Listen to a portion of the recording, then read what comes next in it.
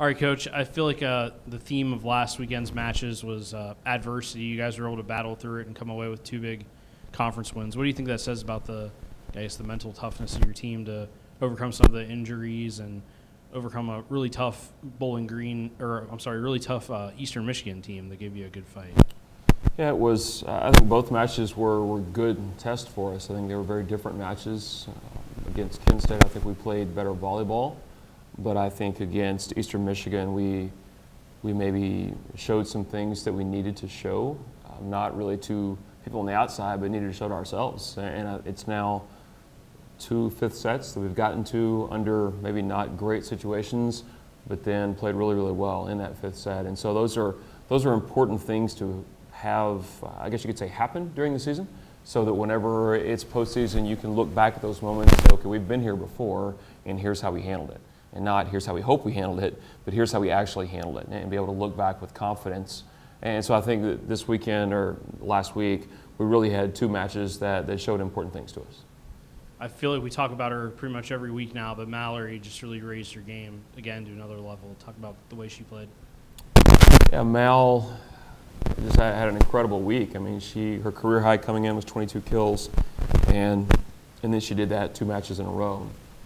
While doing that, hit for 300 for the week, which is outstanding for any outside hitter, particularly for an outside hitter that's in the 5'8" range, and just really, really dynamic attacker. I guess the first night, Kent State, it was mostly out of the back row and got a lot of kills there. Against Eastern Michigan, it was a little more balanced, front row, back row.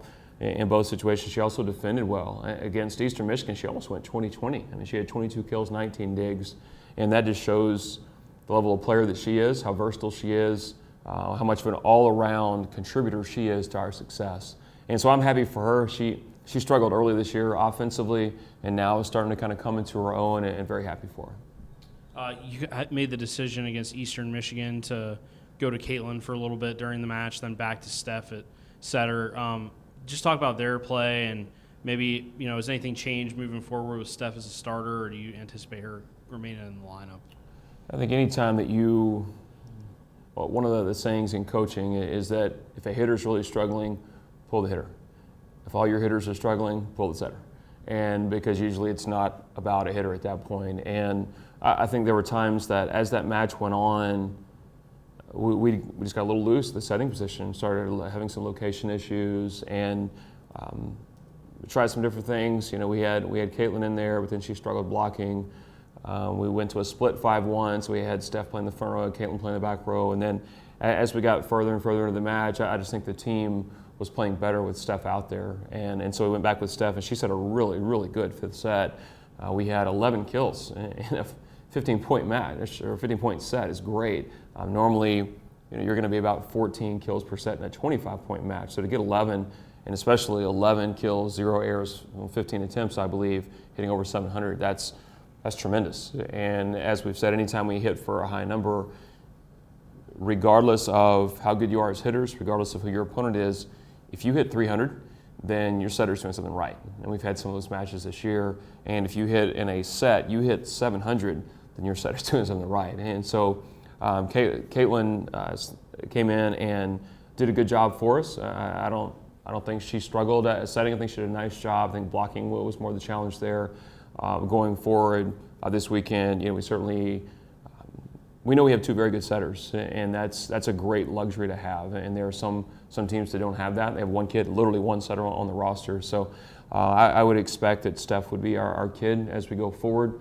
But you never know. We'll see how it goes in practice. We'll see how it goes in games. And knowing that we have someone that can come in and contribute off the bench is a great thing for us. Well, how would you assess the way Natalie played this weekend? Obviously, she's kind of thrust into a little bit of an unexpected role for you guys. I know she's kind of considered a project type of a player for you. How do you think she did? I think she did very well versus Kent State. I think she did a good job closing the block, committing when she was supposed to commit, and closing blocks.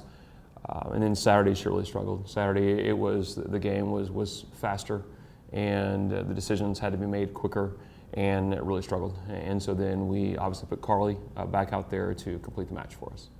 How do you anticipate handling that moving forward? I know Sarah's availability is kind of up in the air right now. Yeah, I think it's going to be kind of a day-by-day, match-by-match decision. Nat gives us a certain level of physicality. I mean, obviously she's touching 10-4, very long arms. When she's there, when she's in the right place, it's a significant block. It's just a matter of, can she be in the right place? Can she learn fast enough to go out there and put that into a game setting when the things get a little weird, when things are like, do I go, do I not? And just learning enough about those situations to make that happen. On the days that she's doing that, she's outstanding. And when she's not, then we'll probably need to have somebody else out there. Looking ahead to this weekend, Toledo and Ball State, what are the scouting reports on those guys? Interesting for both of them in that Toledo is a radically improved team, and it's something that we've kind of seen coming. We saw we played them pretty late last year, and we saw, even though they did not have a great year last year, we saw at the end of the year how much they had improved, and knowing they were going to return almost all of that group. And so they're a top 100 RPI team right now. They went into NIU over the weekend, went 5, lost 16-14 in the 5th. And that gives you an idea where Toledo is now, maybe versus where Toledo's been the last couple of years. Being at NIU, that's a tough place to play. NIU and Miami right now are the top 2 teams in the conference. So if Toledo can go in there and go 5, 16-14, that gives you an idea where they are. Ball State, I would say they're a little bit like us in that non-conference was not good. And they struggled quite a bit. And then now they've gotten into conference, they're really rolling, and they're playing good volleyball. And so I think there's two very different opponents, and I think Toledo's been successful all year. They have a certain amount of confidence, but then Ball State has that feeling of like, hey, now we got it, we're clicking, everything's good, and we're kind of going. It's kind of the feeling we have right now. We go 4 and 8, I think, in non-conference, and then we've won, 6 out of our last 7. I don't know, you guys would know that more than I would, but there's just a feeling. When you start winning, your confidence starts going up, and so we know that they're both quality opponents we'll need to play well against to beat.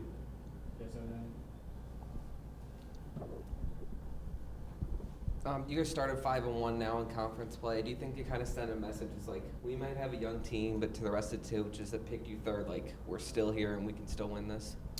Yeah, like I said, probably not so eloquently about 2 months ago when that came out, I don't care. What the other teams, how they pick us, how they view us.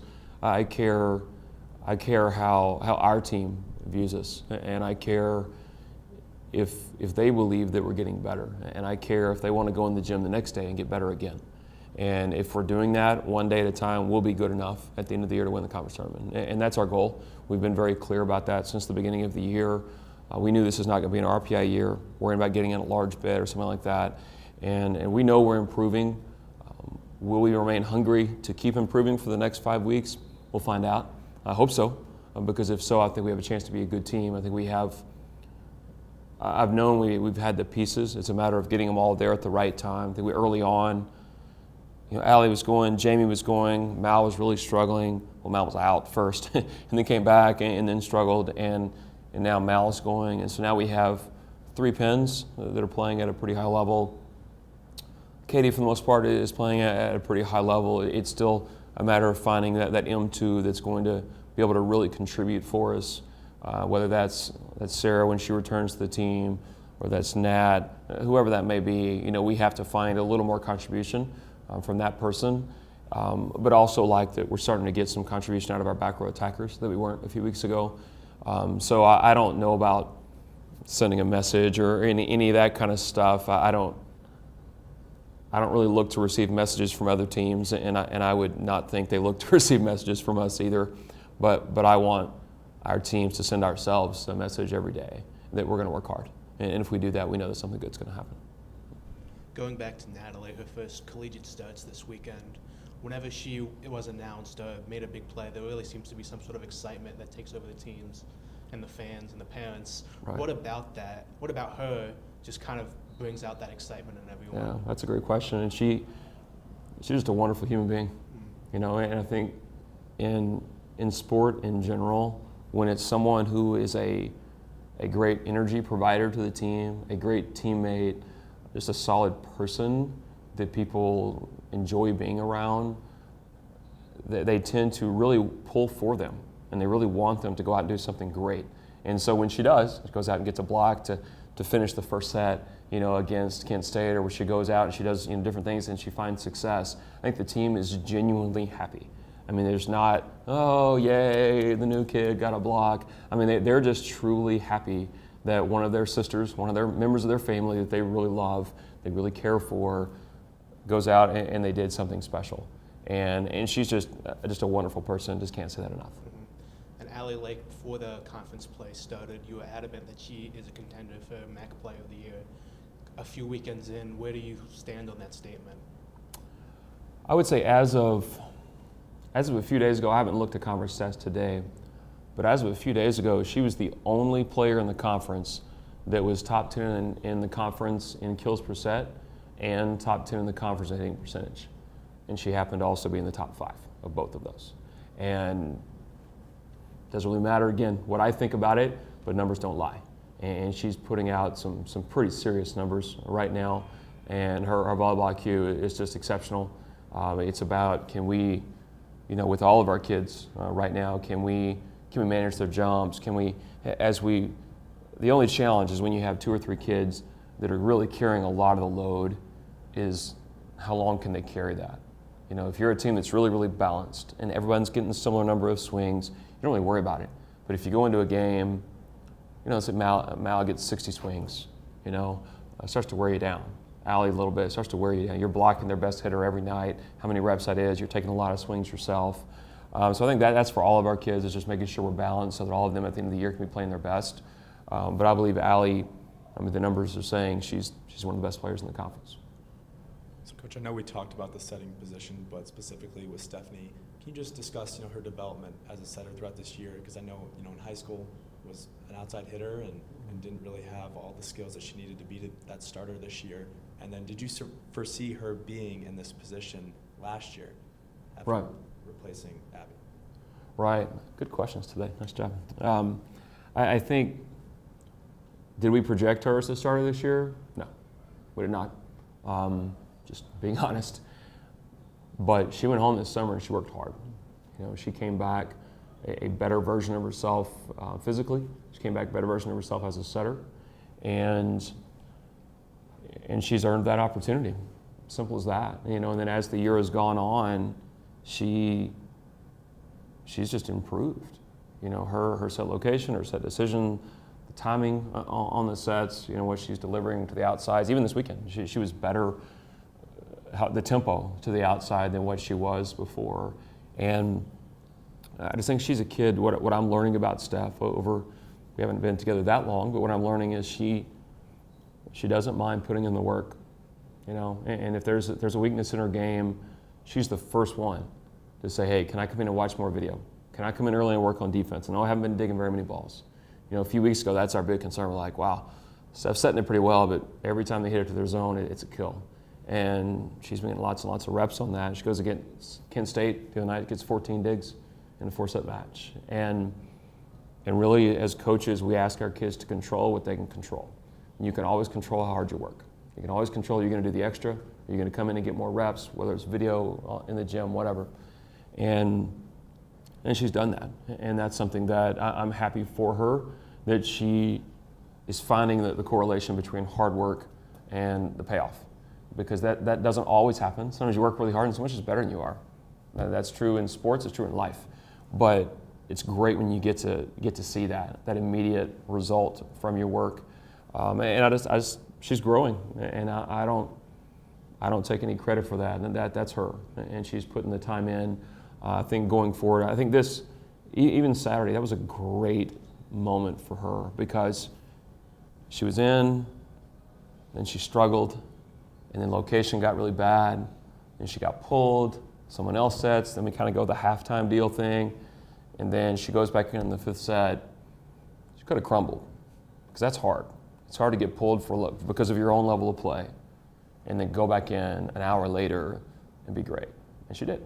And that's a really, really great growing moment that we all saw. It was something I certainly talked to her about right after the game. And in the locker room, one of her teammates, just as I got done talking, just said, hey, can I say something? I said, sure. And she said, Steph, you grew so much today mentally, and you were tougher today than you were yesterday. And I think it's great for her to get that validation from her teammates. when she does make a step. And I think she definitely did that on Saturday.